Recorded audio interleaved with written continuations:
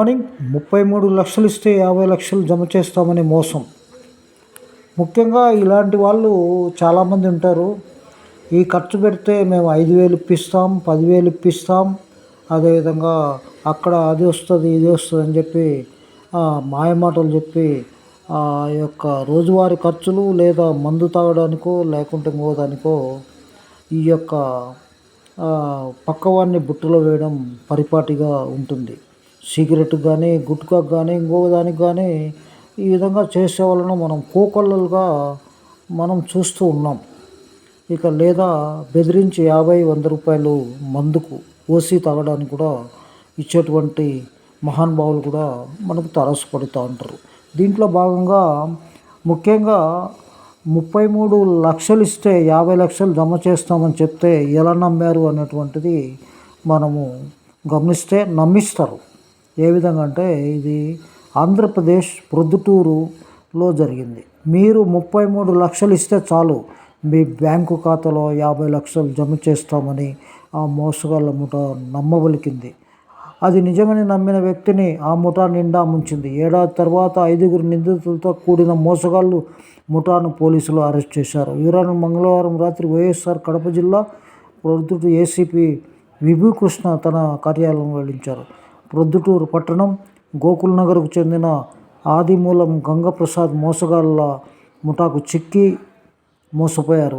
33 లక్షలు ఇస్తే 50 లక్షలు ఇస్తామని చెప్పడంతో అదనంగా 17 లక్షలు వస్తుందని ఆశపడిన ఆయన వారి సూచనల మేరకు 500 నోట్ల కట్టల బ్యాగును ముఠా వద్దకు తీసుకెళ్లారు. ఆ డబ్బు సంచిని తమ సూట్ కేసులో సర్దేశారు.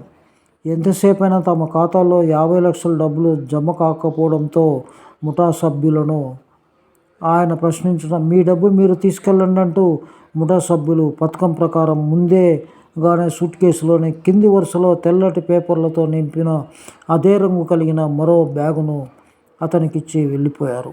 బాధితుడు ఇంటికెళ్ళి బ్యాగును పరిశీలించగా అందులో డబ్బులు బదులు తెల్లటి పేపర్లు ఉండడంతో ఆందోళన చెందారు.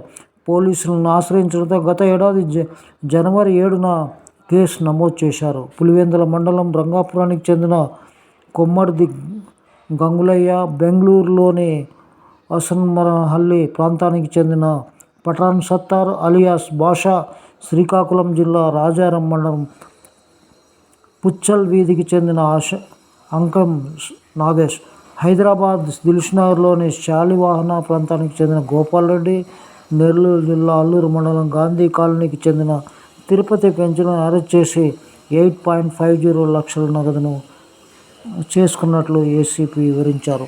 ముఖ్యంగా ఈ యొక్క చాలామంది చెప్పేటువంటిది ఈ ప్లాటు నువ్వు తీసుకో, ఈ కేసు మీకు ఇస్తాం, లేదా రకరకాలైనటువంటి మాయమాటలు చెప్పి మందు అదేవిధంగా డబ్బులను అప్పుగా రూపంలో తీసుకొని తర్వాత పంగనామాలు చూపేటువంటి విషయాన్ని మనం గమనించాలి. ఇటీవల ఒక వ్యక్తి బాగా చదువుకున్న వ్యక్తి, ఒక వ్యక్తి బాగా పరిచయమైన తర్వాత బ్రహ్మాండమైన ఇల్లు, నాకు కొంతమంది డబ్బులు ఇస్తే నెలలోనే డబుల్ త్రిబుల్ అవుతాయని, 15 రోజుల్లోనే ఈ బిజినెస్లో ఇంత వస్తుందని చెప్పి మాయమాటలు చెప్పి మోసం చేయడం జరిగింది.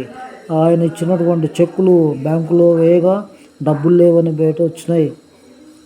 అదేవిధంగా కేసుకు నోటీస్ ఇవ్వగా కోర్టులో కేసు ఫైల్ చేసి నోటీస్ ఇవ్వగా ఆయన తీసుకోకుండా ఇల్లు మారడం జరిగింది.